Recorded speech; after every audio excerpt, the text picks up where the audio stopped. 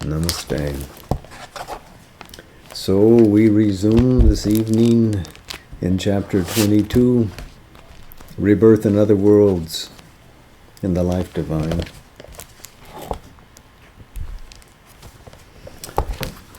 We interrupted Sri Aurobindo's argument of the common view of what compels the soul's birth into the world and its passage.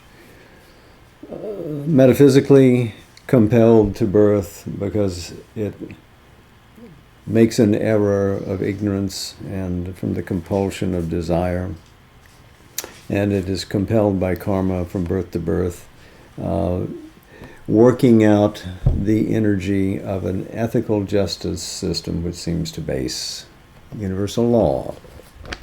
Sri Aurobindo has made great fun of this argument to this point, and we continue now. These are very summary popular notions and offer no foothold to the philosophic reason and no answer to a search for the true significance of life. A vast world system which exists only as a convenience for turning endlessly on a wheel of ignorance with no issue except a final chance of stepping out of it, is not a world with any real reason for existence. A world which serves only as a school of sin and virtue and consists of a system of rewards and whippings does not make any better appeal to our intelligence. The soul or spirit within us, if it is divine, immortal or celestial, cannot be sent here solely to be put to school for this kind of crude and primitive moral education. If it enters into the ignorance, it must be because there is some larger principle or possibility of its being that has to be worked out through the ignorance. If, on the other hand, it is a being from the infinite, plunged for some cosmic purpose into the obscurity of matter and growing to self-knowledge within it, its life here and the significance of that life must be something more than that of an infant coddled and whipped into virtuous ways. It must be a growth out of an assumed ignorance towards its own full spiritual stature, with a final passage into an immortal consciousness, knowledge, strength, beauty, divine purity and power. And for such a spiritual growth, this law of karma is all too puerile. Puerile means childish. Even if the soul is something created, an infant being that has to learn from nature and grow into immortality, it must be by a larger law of growth and not by some divine code of primitive and barbaric justice. This idea of karma is a construction of the smaller part of the human vital mind, concerned with its petty rules of life and its desires and joys and sorrows, and directing their puny standards into the law and aim of the cosmos. These notions cannot be acceptable to the thinking mind. They have too evidently the stamp of a construction fashioned by our human ignorance. I think we can applaud the mastery of language there. So on the way he has scotched not simply the typical views of what we would call ordinary Hinduistic thought, but also challenged at its very principle the Buddhistic view of nature, and given to the soul a much more noble enterprise. Let's continue. But the same solution can be elevated to a higher level of reason and given a greater plausibility and the color of a cosmic principle. The solution he's talking about here is karmic compulsion. What is it that's behind that? For first, it may be based on the unassailable ground that all energies in nature must have their natural consequence. If any are without visible result in the present life, it may well be that the outcome is only delayed, not withheld forever. Each being reaps the harvest of his works and deeds, the returns of the action put forth by the energies of his nature, and those which are not apparent in his present birth must be held over for a subsequent existence. It is true that the result of the energies and actions of the individual may accrue not to himself but to others when he is gone. For that we see constantly happening. It happens, indeed, even during a man's lifetime, that the fruits of his energies are reaped by others.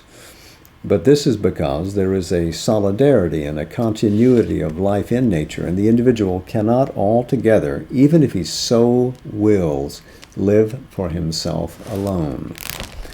But if there is a continuity of his own life by rebirth for the individual, and not only a continuity of the mass life and the cosmic life, if he has an ever-developing self, nature, and experience, then it is inevitable that for him too, the working of his energies should not be cut off abruptly, but must bear their consequence at some time in his continuous and developing existence. The idea then that if we put energy into an action, should there not be a return, a recoil, a response from nature about the meaning of that action? What should be delivered back to us? If it isn't delivered in this moment, in this life, then it must be postponed for the later, for another inning in a different life, or our energies often are shared collectively. Man's being, nature, circumstances of life, are the result of his own inner and outer activities, not something fortuitous and inexplicable. He is what he has made himself. The past man was the father of the man that now is. The present man is the father of the man that will be. Each being reaps what he sows. From what he does, he profits. For what he does, he suffers. This is the law and chain of karma, of action, of the work of nature energy, and it gives a meaning to the total course of our existence, nature, character, action, which is absent from other theories of life. It is evident on this principle that a man's past and present karma must determine his future birth and its happenings and circumstances, for these too must be the fruit of his energies. All that he was and did in the past must be the creator of all that he now is and experiences in his present. And all that he is and is doing in the present must be the creator of what he will be and experience in the future. Man is the creator of himself. He is the creator also of his fate. All this is perfectly rational and unexceptionable so far as it goes. And the law of karma may be accepted as a fact, as part of the cosmic machinery.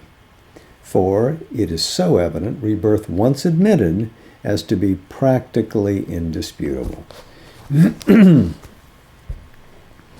he has, just to touch upon it again,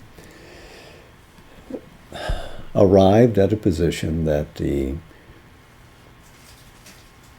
innate soul stuff within us is cognate with the supreme existence consciousness in bliss, which has multiplied its oneness, and each aspect of multiplicity coming out of that oneness exists eternally and can, if it so wishes, plunge itself into the depths of the cosmic machinery to have a go at experience in nature. Nothing compels us to be here except this vast communion that we have with the Supreme Divine. That is why we came, that is why we continue. It is by our acceptance of the nature of the game that we are here. Well, I depart from his argument. I apologize. Let's get back to what Sri Aurobindo writes here. There are, however, two riders to this first proposition which are less general and authentic and bring in a doubtful note. For though they may be true in part, they are overstated and create a wrong perspective because they are put forward as the whole sense of karma. The first is that, as is the nature of the energies, so must be the nature of the results. The good must bring good results. The evil must bring evil results. The second is that the master word of karma is justice, and therefore good deeds must bear the fruit of happiness and good fortune, and evil deeds must bear the fruit of sorrow, misery, and ill fortune.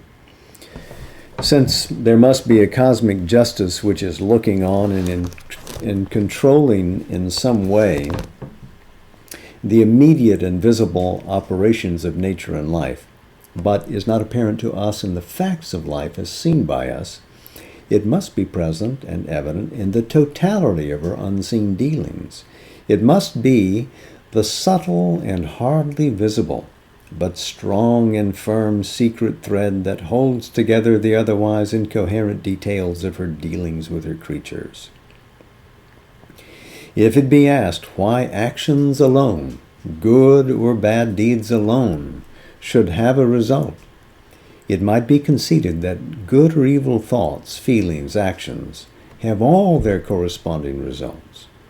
But since action is the greater part of life and the test and formulated power of a man's values of being, since also he is not always responsible for his thoughts and feelings, as they are often involuntary, but is or must be held responsible for what he does, as that is subject to his choice, it is mainly his actions that construct his fate.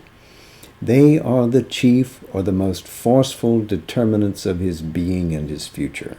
This is the whole law of karma. And there's a great deal we could say about that and how the Buddha interpreted karma in a slightly different sense, giving greater weight to the intent, the psychological intent behind an action, not so much the action done involuntarily or without direction or without volition. But let's continue with Sri Aurobindo's argument. We can have a separate class on the Buddhistic idea of karma. But we have first to observe that a law or chain of karma is only an outward machinery and cannot be elevated to a greater position as the sole and absolute determinant of the life workings of the cosmos, unless the cosmos is itself entirely mechanical in its character. It is indeed held by many that all is law and process, and there is no conscious being or will in or behind the cosmos. If so, here is a law and process that satisfies our human reason and our mental standards of right and justice, and it has the beauty and truth of a perfect symmetry and a mathematical accuracy of working. But all is not law and process. There is also being and consciousness. There is not only a machinery, but a spirit in things, not only nature and law of cosmos, but a cosmic spirit, not only a process of mind and life and body, but a soul in the natural creature. If it were not so, there could be no rebirth of a soul and no field for a law of karma. But if the fundamental truth of our being is spiritual and not mechanical, it must be our self, our soul, that fundamentally determines its own evolution, and the law of karma can only be one of the processes it uses for that purpose. Our spirit, our self, must be greater than its karma.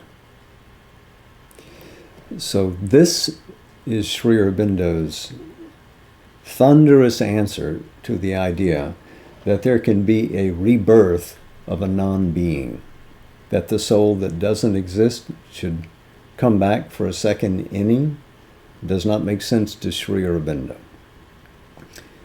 The soul, like Sat, exists. It is an aspect of Sat. It cannot be abolished or exterminated by death, and it comes back again and again to birth for its particular purposes. As he says, it determines its own evolution, and karma is the engine by which it exacts from nature what it demands. There is a deep conspire to breathe together among the Supreme above, its will being worked out here in the cosmic machinery, and the soul which enters in and works forwards through the cosmos to reveal some secret to itself, and of the world about. So Sri Aurobindo says then, there is law, but there is also spiritual freedom. In other words, we are not owned by the machinery of karma. We are not really captives of it.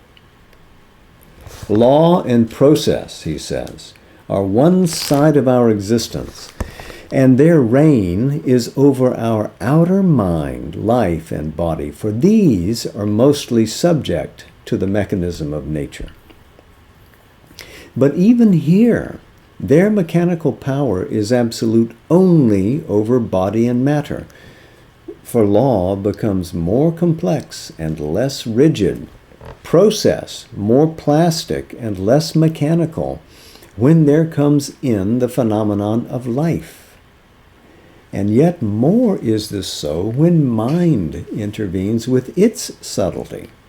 And inner freedom already begins to intervene, and the more we go within, the soul's power of choice is increasingly felt. For Prakriti is the field of law and process, but the soul, the Purusha, is the giver of the sanction, Anumanta. And even if ordinarily it chooses to remain a witness and concede an automatic sanction, it can be, if it wills, the master of its nature, Ishvara. So this, of course, is a reference back to the Sankhya philosophy, an extension of the germinal insights of the great sage Kapila, and insisting that subtler and subtler powers of the being, reaching back towards the nature of the soul, are freer and freer from the processes and the claims of material nature. Those laws are operative in the physical dimension and have rightful supremacy there. But as life asserts itself, as mind asserts itself through life upon matter, we move towards a real freedom. We don't get it all at once. We don't get it simply from manifesting mind. We must find soul within and proceed to a consciousness beyond mind to have perfect freedom of spirit in nature, in matter. He continues, it is not conceivable that the spirit within is an automaton in the hands of karma, a slave in this life of its past actions. The truth must be less rigid and more plastic. If a certain amount of results of past karma is formulated in the present life, it must be with the consent of the psychic being which presides over the new formation of its earth experience, and assents not merely to an outward compulsory process, but to a secret will and guidance. That secret will is not mechanical, but spiritual. The guidance comes from an intelligence which may use mechanical processes, but is not their subject. Self-expression and experience are what the soul seeks by its birth into the body. Whatever is necessary for the self-expression and experience of this life, whether it intervenes as an automatic outcome of past lives, or as a free selection of results and a continuity, or as a new development, whatever is a means of creation of the future, that will be formulated. For the principle is not the working out of a mechanism of law, but the development of the nature through cosmic experience, so that eventually it may grow out of the ignorance.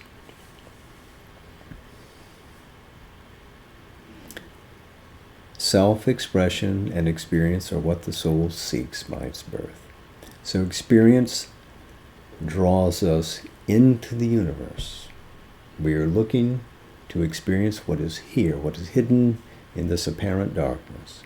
Experience, if you remember, is what delivers its secrets as knowledge and mastery. We come to be sovereign in the cosmos through our experience, which delivers a greater knowledge than mind can assess. Experience calls us here. Experience finds our key to complete the formula. Part of the formula is discovery of mind, life, and body in an integrated whole. The rest of the formula is an evolution into a new consciousness.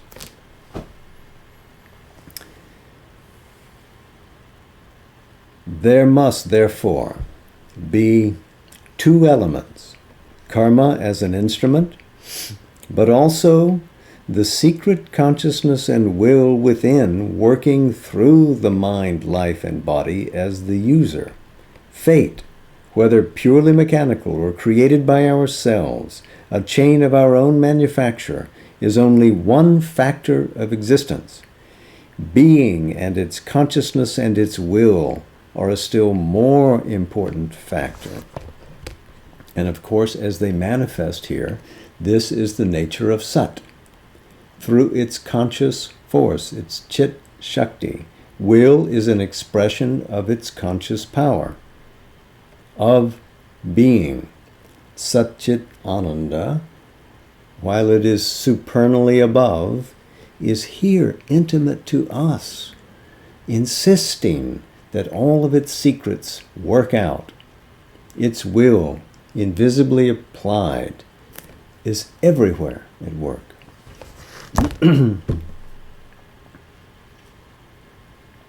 In Indian astrology, which considers all life circumstances to be karma, mostly predetermined or indicated in the graph of the stars, there is still provision made for the energy and force of the being, which can change or cancel part or much of what is so written, and even all but the most imperative and powerful bindings of karma.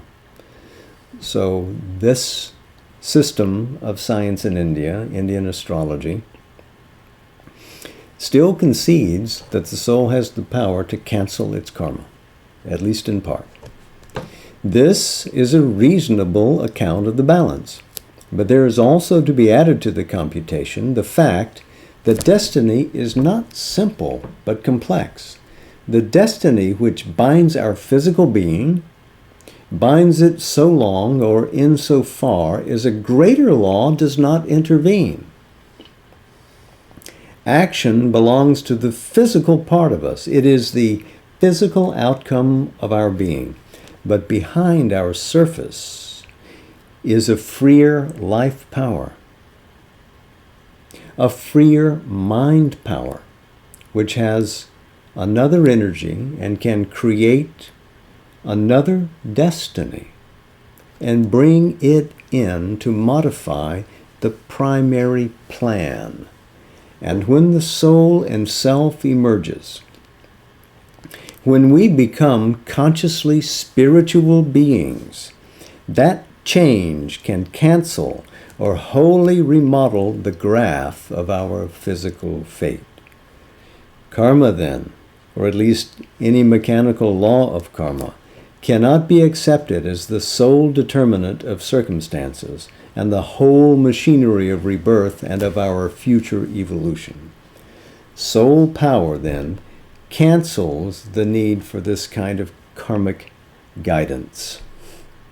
We need karma to guide us in the early innings, to direct us down a particular path. But when we grow fully up and become the great souls that we in truth are, then we can set aside these childish things and live more freely in the Spirit and its power.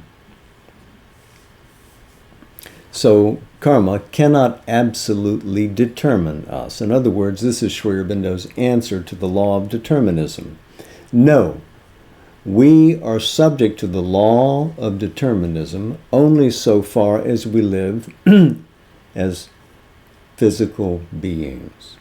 The more we call in the higher powers of a secret nature, powers of life, powers of mind, powers of soul, reach upwards towards the supramental, then we have no need for the yoking to nature that karma offers, because we can grow without it. We can find and forge a path forward without karma.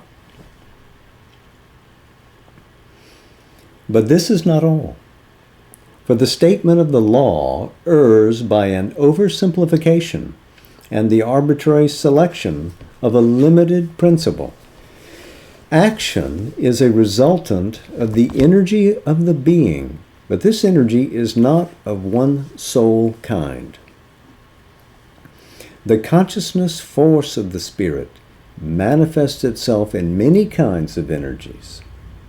There are inner activities of mind, activities of life, of desire, passion, impulse, character, activities of the senses and the body, a pursuit of truth and knowledge, a pursuit of beauty, a pursuit of ethical good or evil, a pursuit of power, love, joy, happiness, fortune, success, pleasure, life satisfactions of all kinds, life enlargement, a pursuit of individual or collective objects, a pursuit of the health, strength, capacity, satisfaction of the body. All this makes an exceedingly complex sum of the manifold experience and many-sided action of the Spirit in life, and its variety cannot be set aside in favor of a single principle. Neither can it be hammered into so many sections of the single duality of ethical good and evil. Ethics, the maintenance of human standards of morality, cannot therefore be the sole preoccupation of the cosmic law or the sole principle of determination of the working of karma. Glad to be free of that stern jester, sir. If it is true that the nature of the energy put forth must determine the nature of the result or outcome, all these differences in the nature of the energy have to be taken into account, and each must have its appropriate consequence. An energy of seeking for truth and knowledge must have as its natural outcome, its reward or recompense, if you will, a growth into truth, an increase in knowledge. An energy used for falsehood should result in an increase of falsehood in the nature and a deeper immersion in the ignorance. An energy of pursuit of beauty should have as its outcome an increase in the sense of beauty, the enjoyment of beauty, or if so directed, in the beauty and harmony of the life and the nature. A pursuit of physical health, strength, and capacity should create the strong man or the successful athlete. An energy put out in the pursuit of ethical good must have as its outcome or reward or recompense an increase in virtue, the happiness of ethical growth, or the sunny felicity and poise and purity of a simple and natural goodness, while the punishment of opposite energies would be a deeper plunge into evil, a greater disharmony and perversion of the nature, and, in case of excess, a great spiritual perdition, mahati vinashti. An energy put forward for power or other vital ends must lead to an increase of the capacity for commanding these results, or to the development of a vital strength and plenitude. This is the ordinary disposition of things in nature. And if justice be demanded of her, this surely is justice, that the energy and capacity put forward should have in its own kind its fitting response from her. The prize of the race is assigned by her to the swift, the victory in battle to the brave and strong and skillful, the rewards of knowledge to the capable intellect and the earnest seeker. These things she will not give to the good man who is sluggish or weak or skillless or stupid merely because he is righteous or respectable. If he covets these other powers of life, he must qualify for them and put forward the right kind of energy. If nature did otherwise, she could well be accused of injustice. There is no reason to accuse her of injustice for this perfectly right and normal arrangement, or to demand from her a rectification of the balance in a future life, so that the good man may be given as a natural reward for his virtue a high post or a large bank balance or a happy, easy, and well-appointed life. That cannot be the significance of rebirth or a sufficient basis for a cosmic law of karma. So, we began with Sri Aurobindo's dry humor. I think we shall end with his dry humor as well. That's a good place to put a bookmark, I think. Wonderful.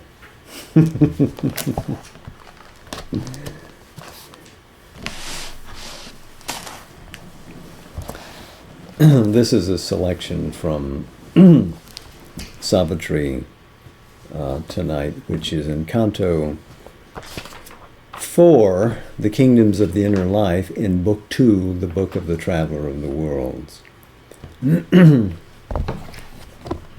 Certainly some of it is relevant to our reading.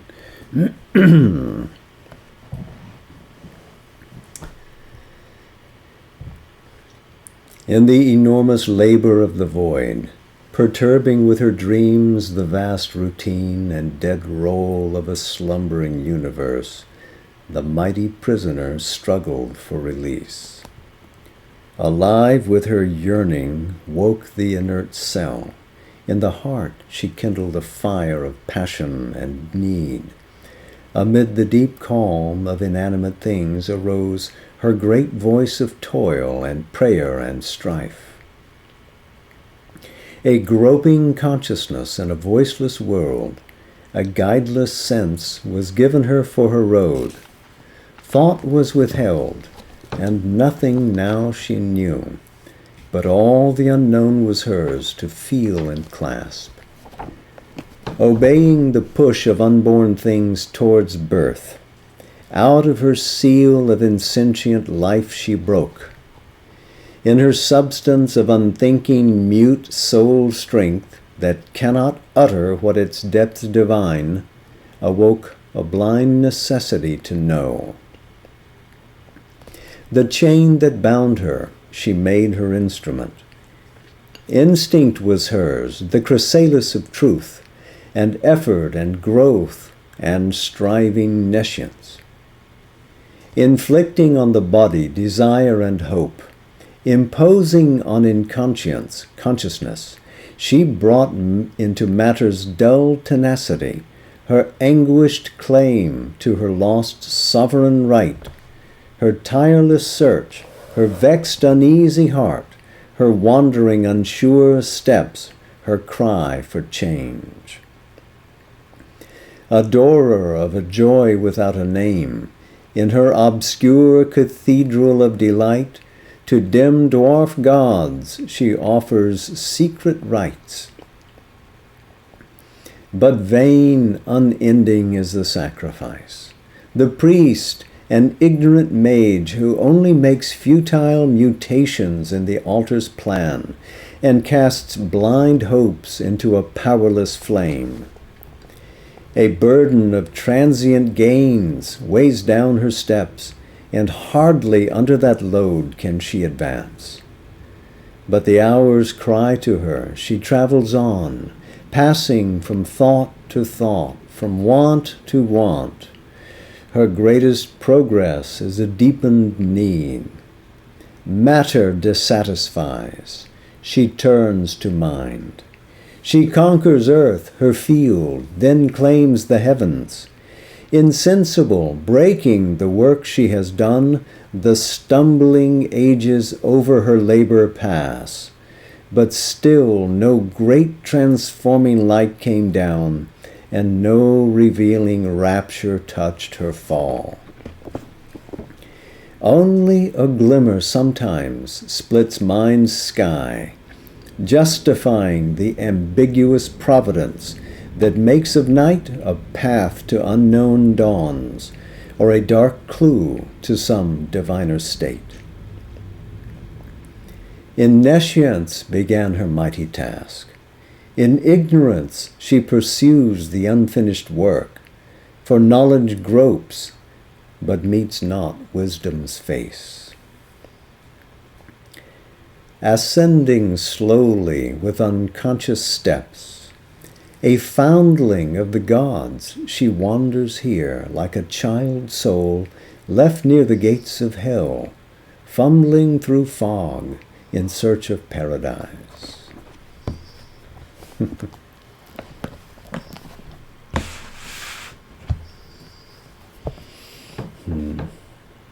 So, namaste. Jai Ma. We continue in this chapter next week. And after this chapter, then the last 6, which Sri Aurobindo wrote specially for the revised version of the Life Divine. And that is a march to glory. Much to look forward to. Much love to you all and to our friends on Zoom. Thank you for your attention. Thank you for attending, to our friends here in this room. You're also precious. Much love.